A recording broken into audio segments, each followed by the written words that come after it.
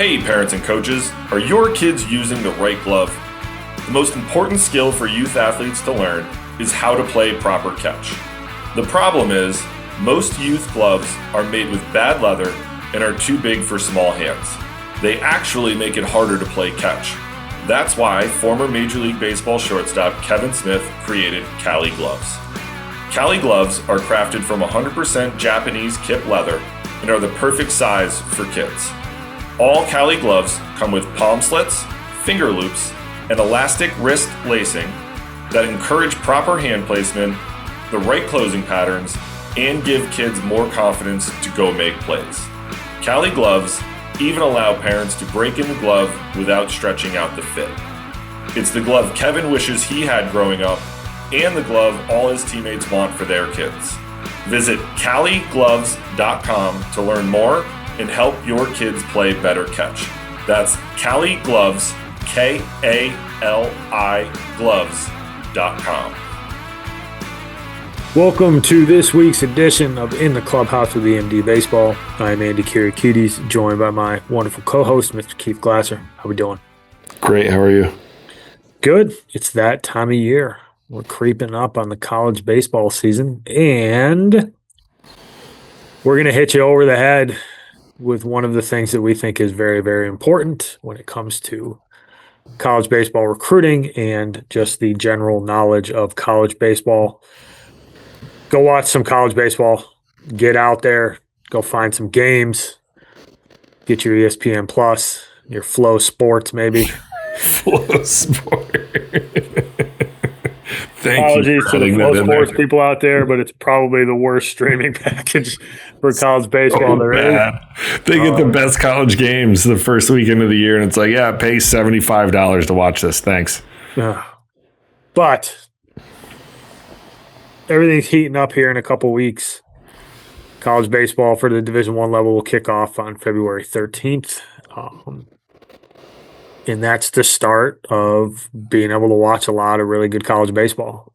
The scope has been increased pretty significantly in terms of access, especially at the Division I level. It is easy to find, easy to watch. There's plenty of games that are now being televised on different networks. Division II and Division III are continuing to up their game and their ability to tap in and stream games live. And then you've always got the option of going to see it in person. I think it is absolutely paramount for people to spend some time understanding the level of play, the type of players, the physicality, the speed of the game, the nuance, the detail. And you would be remiss to not take advantage of the access that you have. It wasn't long ago where you might not really be able to watch a college baseball game on television until you got to the NCAA tournament. In most cases, it was the super regionals, and now you can tune into Tennessee Tech versus Mississippi Valley State on a Tuesday night at 7:30 if you want to. I have no idea if those two teams play, but it seems like a potential. It seems like they could. It could be a midweek matchup. Could be a midweek matchup. No, I think that it's super important for people to be able to get out and watch college baseball and or watch it on TV. You know, we've been beating this drum for since we've been doing this podcast, and I think it sets at least a baseline for what it looks like at all three levels. I think it's important to search out all different levels within the levels. It's February 2nd that when this podcast is coming out. So, Division II, I believe, can open up either opened up this weekend, or they can start games this week. Cause usually it's like February 1st, I think is their first day, or, the Friday or Saturday preceding it if it's a Sunday. So, being that it's Sunday was the first, they might be able to play the last weekend in January, first weekend in February at Division II level. So college baseball is already in swing. Division III will be kicking up here soon. Division I starts the 13th of February. Is the uniform start date for all Division I. So we're going to have plenty of college baseball to be able to sit down and watch, which is the most exciting time of the year for us. I have ESPN Plus on pretty much 24/7 watching as many college baseball games as I possibly can. Just because we love college baseball, but the flip side of it is like you get to kind of see a whole slew of games, just like Tennessee Tech and Mississippi Valley State. You can watch, once we get into SEC and ACC play, that's fun. And I like, obviously, being a homer. You get the Marist Red Foxes and MAC baseball. You also get MACtion, which is the single A MAC. Your Ohio schools tussling it out there. But I think that, it's important for people to be able to go watch college baseball so that you kind of see what everything looks like for what your goals are, right? Like, if you want to play in the SEC, you have to legitimately sit down and evaluate guys at the SEC level and be like, I think I fit there. Like, if you're watching the velo meter on all the SEC arms and it's 89 plus and you throw 70, the likelihood of you playing in the SEC is almost zero. But if you're in that realm, yeah, man, like you got a fighting chance. You got a chip in a chair. It's important for you to be able to watch it. And when you do watch it, we talk about this all the time again, but I think that you need to be critical about what the level is and what you're watching, but also where you think you fit into that level. And that's where, I think that you can, that's where the honest evaluation piece comes in, and being able to have conversations with people that can kind of tell you like, hey, this is where I think you fit, things of that nature, so that you can kind of narrow down the types of the baseball it is that you're watching to see like, hey, this might be where I want to go. The other side of it is like, obviously you can watch it on the interwebs, you can watch it on ESPN Plus, Flow Sports, things of that nature. But if you're in an area where there are a lot of colleges and college baseball is being played, like, get out and go watch it. Like, especially early in the year, or even middle of the year, like, most weekends are kind of off for high school baseball. There's not a lot of Saturday games being played, and even if they are, you're off on Sunday. College baseball is still being played on Sundays. So go out and watch. Find a game somewhere close where you can drive up and watch them play. Not only do you be able to get to see it live and in person, but you also get to see the interaction between the players and the coaches. You get to see the interaction of the coaches with the umpires and how the coaches interact with the team. And you really get a feel for what that looks like, and if it might be a program in which you want to go play for. And that answer might be no, answer might be yes. But you can really get a feel for what that looks like. You can get a feel for, you get the vibe for what's going on from a fan standpoint. Probably talk to a handful of parents about their son's experience and what they have going on, things like that. So you can discern a lot of information by taking a, half hour, 45-minute, hour drive, to go watch a program that you might be interested in, and see if A, you might fit in at that level, and B, is that a place that you might legitimately feel as though you can fit into that program and play for that coach. So I think it's uber important, and I think it's important to be able to know what it looks like at the Division I level, what it looks like at Division II, Division III, junior college. There's plenty of that baseball being played all over this country. And, the ability, just taking the time to be able to go do it. And if you really want to go do it, I implore you, if this is a goal of yours, to go watch it so that you can kind of see where you fit in. Or at least see the level and what it takes, what those guys look like, right? I think that's one of you're going to see the physicality of it. You're going to see how fast the game is. And if you're objective about it, you're going to see this is a lot faster game than what I'm currently playing in. Guys are getting down the line faster. Guys throw the ball harder. Guys hit the ball harder. Guys, plays are being made like this, right? It's a bang bang. It's a bang bang game where you got to get rid of the baseball a lot faster than you do at the high school level because the guy's getting down the line a lot faster, and things of that nature. So I think being able to see those things and seeing that it's not the same game is just as important as seeing these guys are bigger, these guys are faster, they play, you know what I mean? It's to understand that it is a far different game than the game in which you're playing currently. If you're the parent of a high school baseball player with college aspirations, you already know the recruiting process can feel overwhelming. Endless showcases, nonstop emails, and big promises with very little clarity.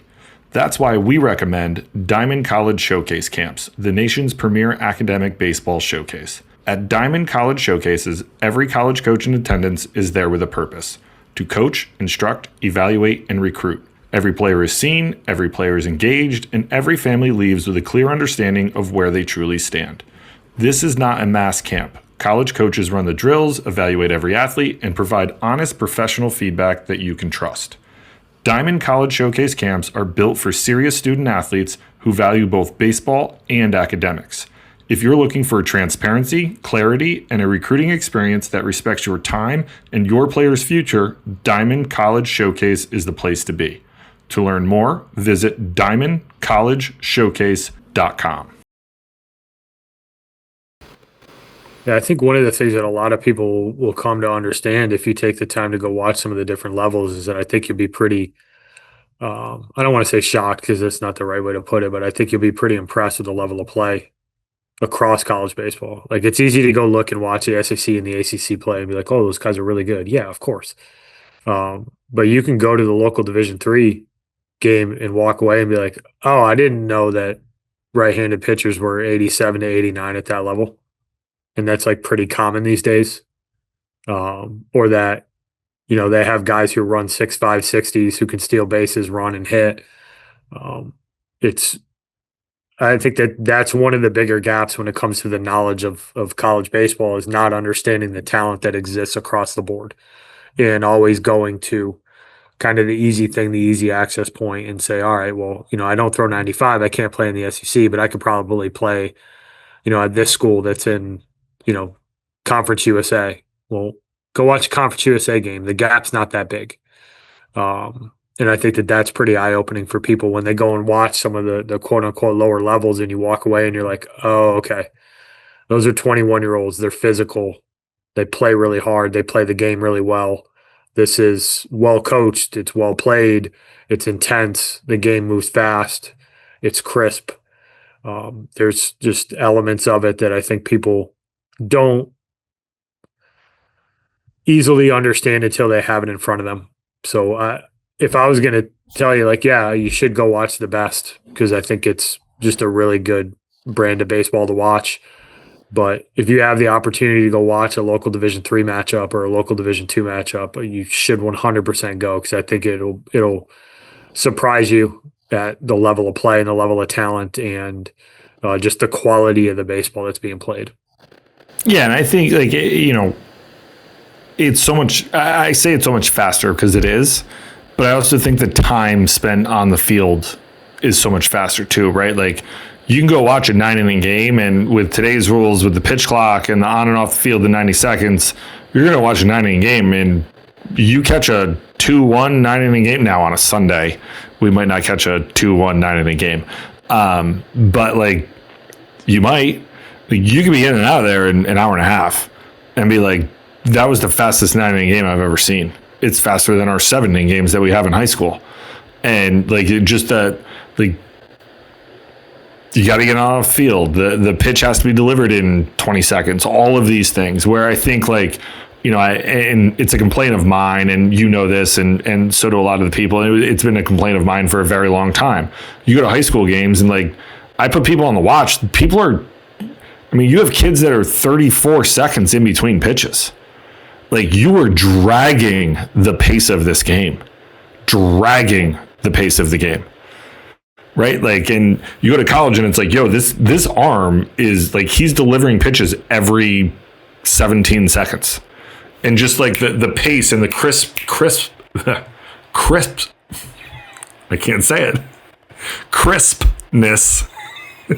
That's a tough one. Crispness of it is, I think, can be eye-opening for people, because it is just played at a faster pace of oh wow, it's not 37 seconds in between every pitch. It is, we're delivering 3 pitches every time this one high school guy delivers one. So it's I just think that it's an eye-opening experience, and being able to get out and experience it is something that everyone needs to do. 100%. Anything else you want to add? No, sir. Well, you know where we stand on this topic. Go watch college baseball. Get after it. Go see some local games. Tune in on ESPN Plus. Get educated. Enjoy it above all. Enjoy watching some good baseball. But get out there and watch it. Thanks everybody for listening. Tune in next week. We will talk to you then. Thank you for listening this week. If you're watching on YouTube, go ahead and hit that subscribe button and smash that like button for us. Check us out on Apple Podcasts, Google Podcasts, as well as Spotify. You can follow us on Twitter and Instagram at EMD Baseball. If you want to find out what me and Keith do to help families and players navigate the recruiting process, go ahead and check us out on emdbaseball.com. Take a few minutes to check out our new online academy. I promise you'll get some good information out of that. Thanks again for listening. Check in with you next week.